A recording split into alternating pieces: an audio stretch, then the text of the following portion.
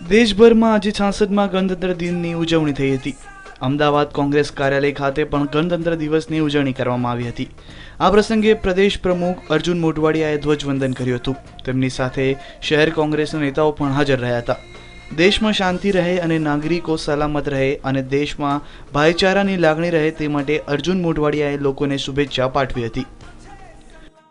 15મી August 1947ના આપણને આઝાદી તો મળી, પરંતુ કાયદા કાનૂન તો અંગ્રેજોએ આપેલા હતા, એને જ આપણે અનુસરતા હતા।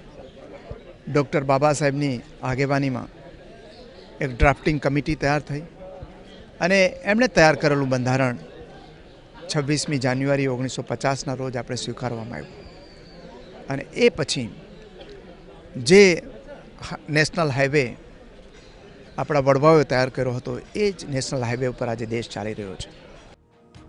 આ સમારોહમાં કોંગ્રેસના કાર્યકર્તાઓ તેમજ નેતાઓ હાજરી આપી હતી।